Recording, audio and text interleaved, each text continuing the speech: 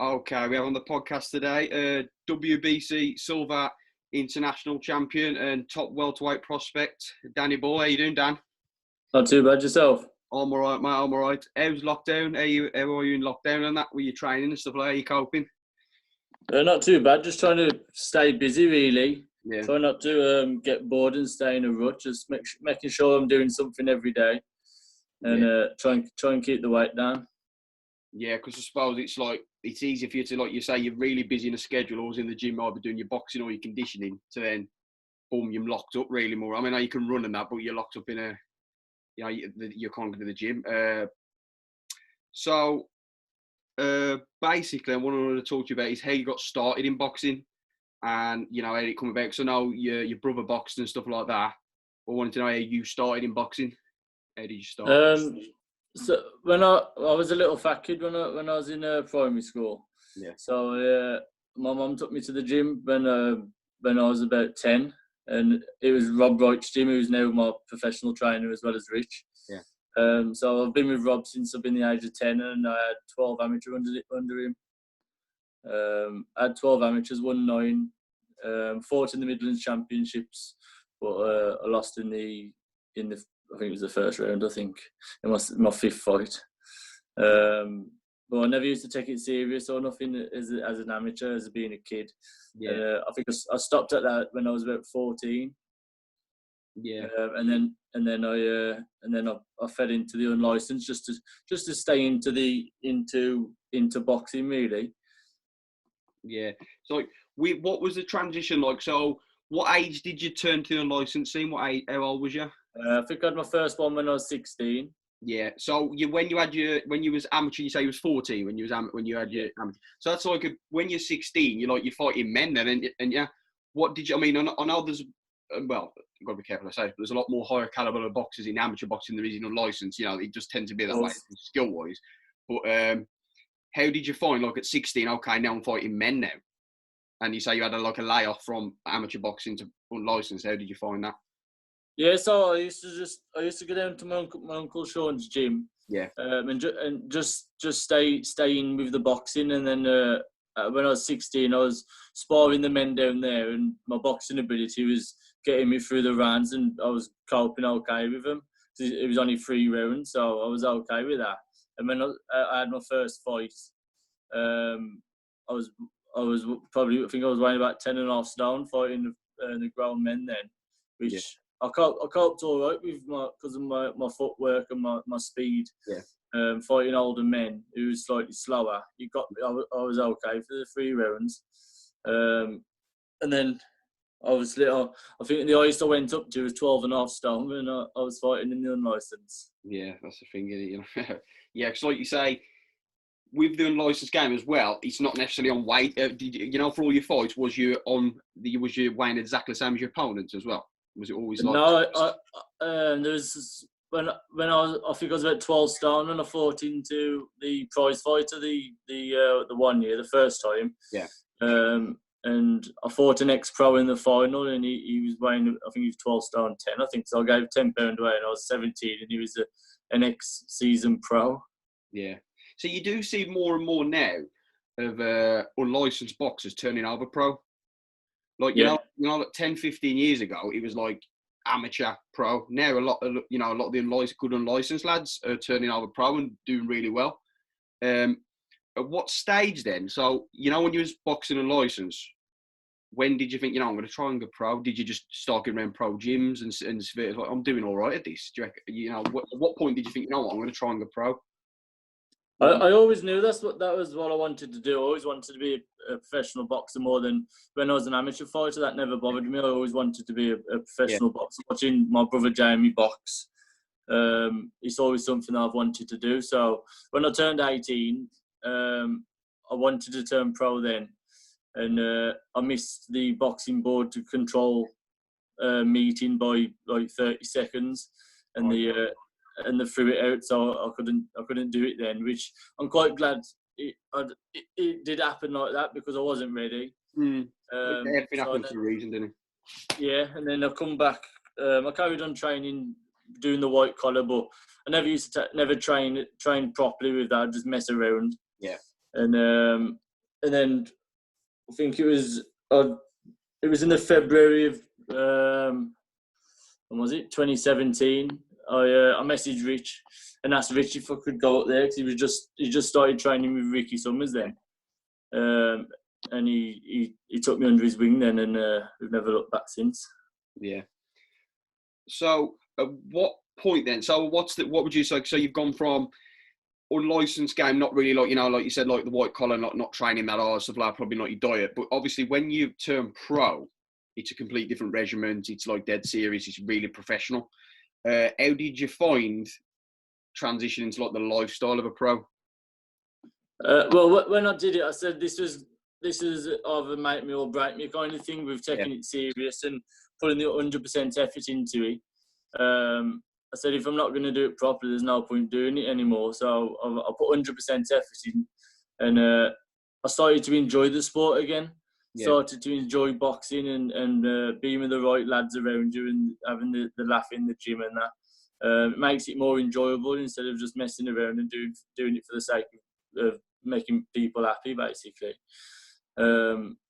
So when I went there and I could see the buzz of, and Rick was training for the Buglioni fight at the time, so it was a massive thing for me to learn off watching Ricky all week in, week out, like, so that helped me massively. Yeah, we take, like you said, like you're gonna thrive off him, especially looking for a big fight like that. Yeah. I was going to say about your conditioning as well, because what a big difference between like amateur and unlicensed of that is the conditioning side of the boxing as well. What do you do for your conditioning? Is a set routine you do? So when I first turned pro, I just trained as normal. But coming up to the fight, I brought Lewis Johnson on board and started going to him once a week, which now I use twice a week, whether I'm in camp or out of camp now, just to keep that strength up and condition over your general body, like. Yeah. So I do that whether I'm in like a fight camp or not. I always make sure I've got 2 sessions a week in with Lewis. It's a massive help with fighting. It makes a hell of a difference.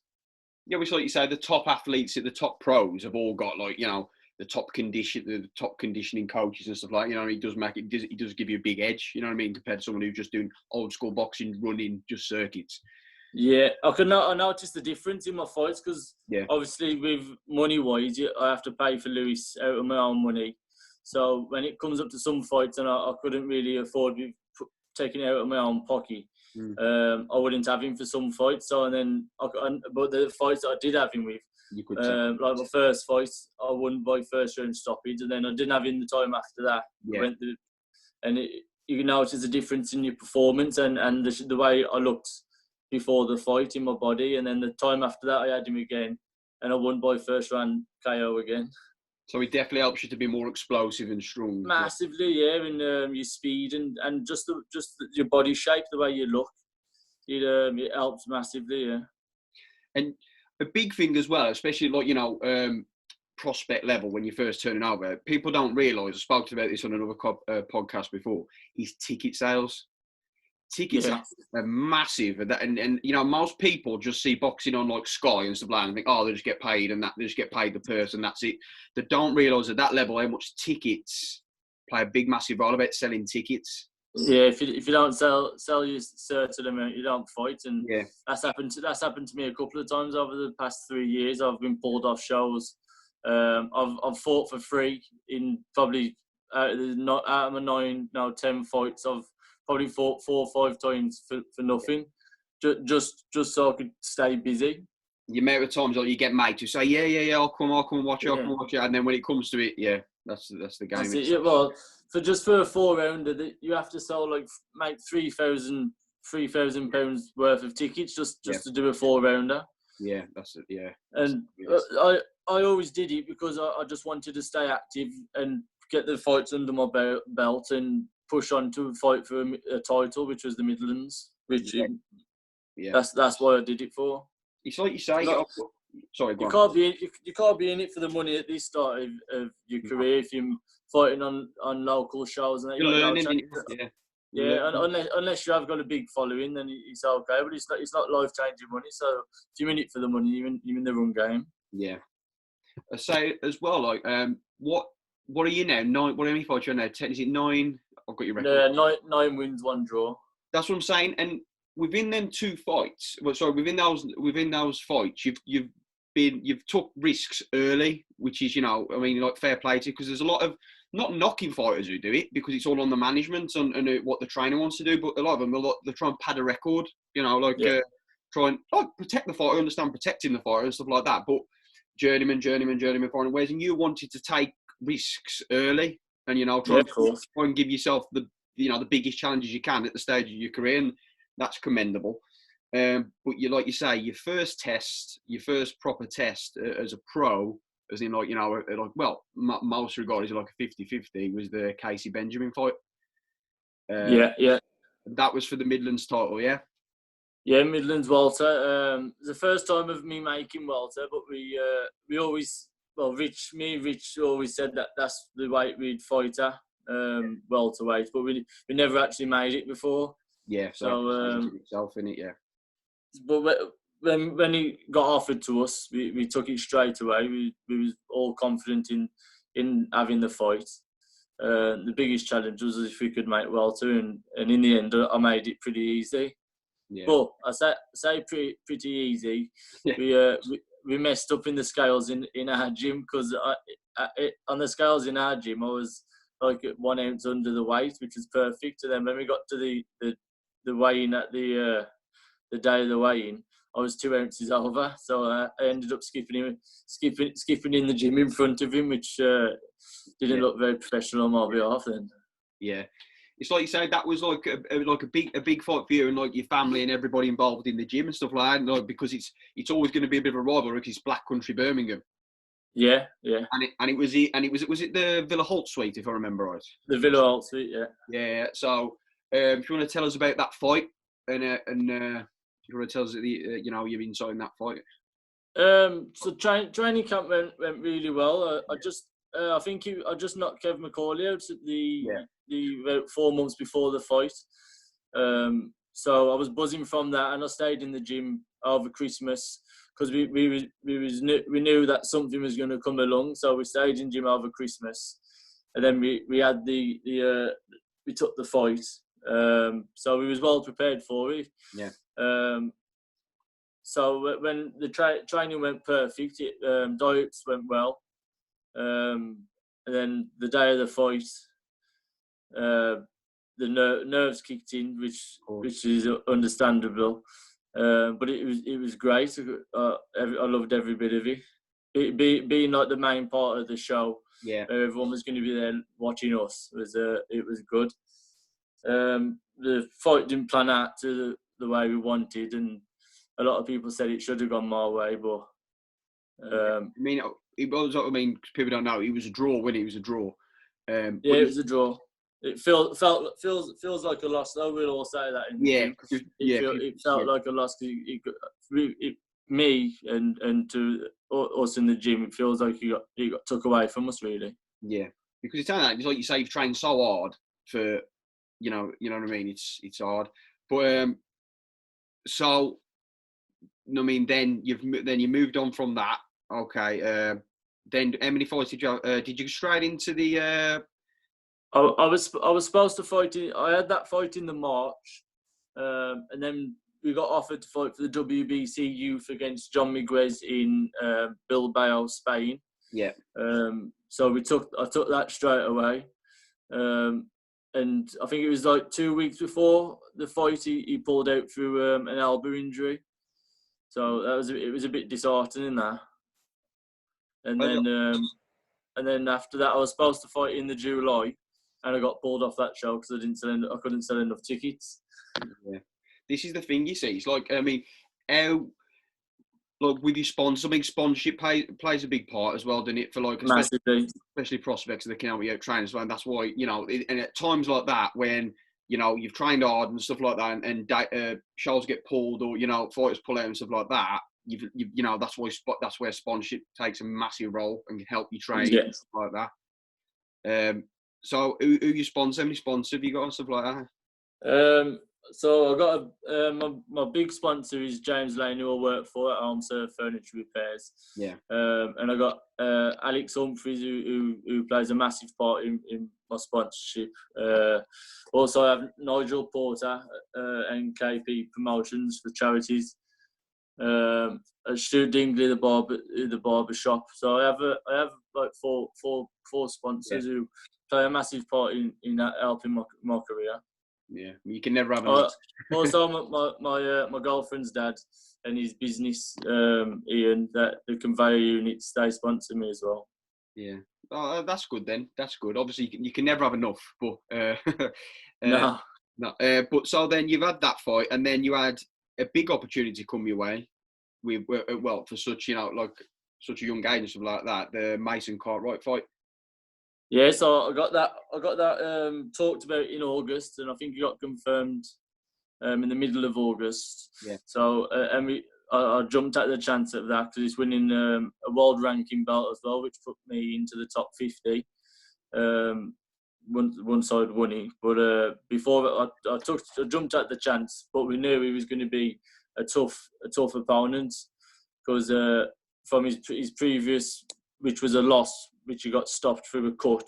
Yeah. And I think he might have been winning the fight. I'm not too sure. But if it was down to him, he wouldn't have stopped on that cut because that's the way he is. He's a tough competitor. But we trained hard for it, and I made the weight 100 times better than I did for the Casey Benjamin fight. And I looked in a load of better shape as well. It's like so that, like I say, for people who want to know, that was for the WBC Silver International belt, wasn't it? And for someone who's only had a certain amount, small amount of fights, that's a big title to have, really. And it can put you up in it can put you up in the world rankings as well, can't it? It can actually put you up in the world rankings. It put me up in the I'm 49 in the WBC world rankings now. See, that's impressive. Worldwide, that's impressive. You know what I mean? For that amount of fights, but as well, again, you sort of like gone on the road again. So Casey Benjamin fight was in Birmingham against someone from Birmingham, and then the Mason Cartwright fight was in Ellesmere Port against someone from Ellesmere Port. So straight away, the odds are against you anyway, regardless. Yeah, everything was teed up for him to win that belt that night. Yeah. His promoter had invested money in the show for it to be on his hometown. And Mason had sold like 400 tickets himself for that show as well. So he had a massive crowd backing him that night.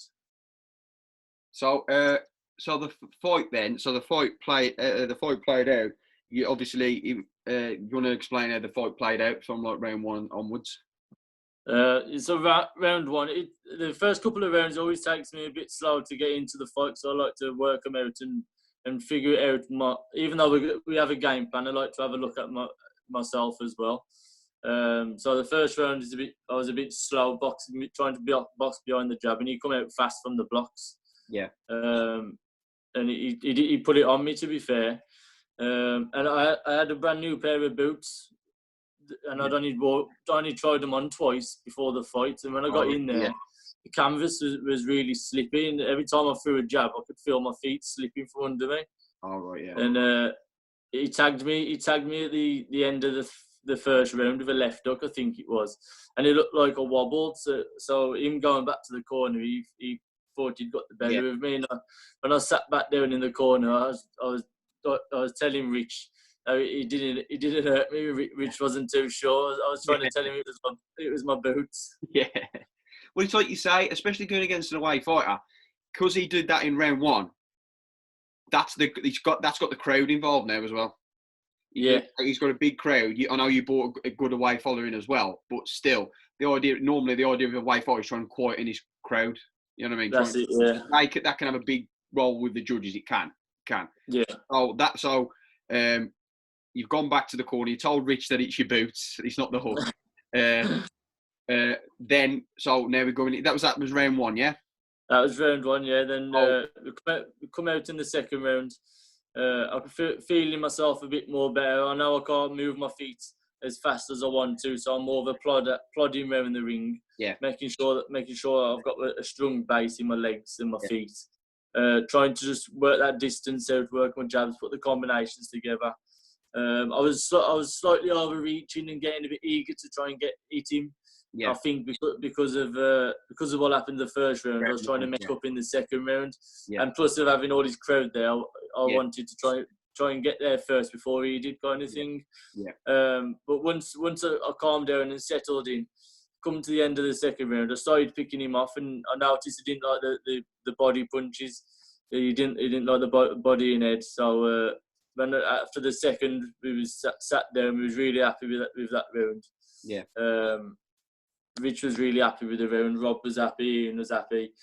And then we went back out to the third round, and I know he was just going to keep come forward. So I just kept boxing and working that jab, letting him walk in, and then it was the 3 jabs on the back foot. He walked straight into the right hand, which if you watch the video, after that right hand, he doesn't throw a meaningful punch after that. After I caught him with that punch, and then obviously I knew I'd hurt him since then, and I was hitting him cleaner and cleaner every time, and then I got him out of there. Yeah, I mean, what was the reaction? What was the first thoughts in your head? Because I know, like you say, you stopped Macaulay, but now you sort of like an underdog going in there because you're the away fighter. When you've actually stopped him, what's the first thing that's going through your head? Because obviously Rich and Rob and Ian running into the ring. What's your first thoughts when you've stopped him? I think he's shocked at first because nobody was expecting for me to do that. No. Even though I know I can punch, and they'd probably say the fight wasn't going my way until that punch. But as soon as I knew I'd hurt him, my aggressive style come out, which suits me a bit more, coming on the front foot and putting the combinations together, which it worked. I put the combinations together, rolled, slipped, and then countered back to him, and then once the ref jumped in, I don't know, it was just massive shock. Yeah. I just felt on my knees. Yeah, and it's all like then, and then the Raw continued then, because I know after every fight, you've if you want to tell everybody, you got this ritual. Yeah, we do the big show to the Raw for the Raw continues now. Yeah, and I remember after that fight, you brought the belt into the gym. Yeah. And everyone had the picture took with you in the gym. But now, like, your confidence is high now. Because like you say, you obviously, to be a pro and to like want to be the best you can be, you've got to have belief in yourself anyway. But when you, like you say, all right, yeah, the Casey Benjamin fight was controversial, fair enough. But you thought you won. But then the Mason Cartwright fight, what you did, you stopped him in the third round, and he's a good lad. That now says, well, I thought it was good. I thought I've got potential, but now I know I've got potential. You've got like, you know what I mean? Sometimes I suppose every fighter sort of like questions herself now and again, but now you've got proof that now, you know what, now I know I can do something now in this sport. Yeah, it definitely gives you more belief in yourself, and you kind of know if whatever challenge comes towards you, you haven't got to be scared to take it on and grab any chance with both hands. And like you say, you've taken the big fights, and if you take the big fights and win the big fights, then more big opportunities come your way now. Yeah, definitely. Well, we're just waiting now, this COVID-19 to go over to see what happens next. So hopefully we can get onto a big show and be televised, or get the backing to push on to something else now. I was going to say as well, because now you're getting more of a name out there as well now, of like top fighters want to spar you now, want to get you in for sparring and stuff like that. Has that happened to you? Has that happened yet? For the Mason Cartwright fight, I was sparring the European champion at my weight, David Vannesley, is he? Have you? Yeah, from Russia. Yeah. I was sparring him. Yeah. For the Mason Cartwright fight. Yeah, it's that you learn through that as well. You know what I mean? You're going to learn. It makes a massive difference. He's been there and done it.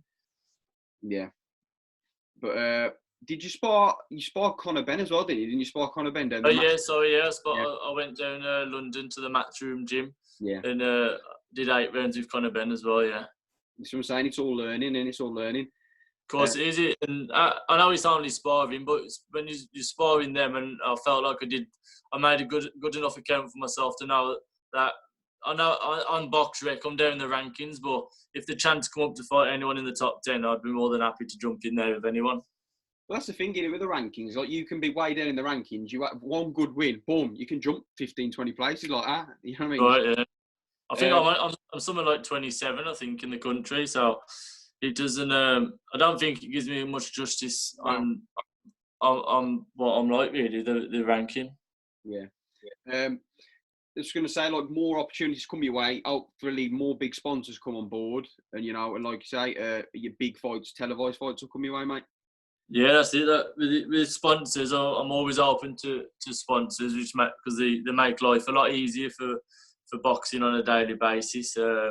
With helping to have time off work and not affecting your own pocket, kind of thing. So you can push on and train more live the life of a boxer instead of trying to train 3 times a day and work for a living and have no rest in between. Yeah, I get that.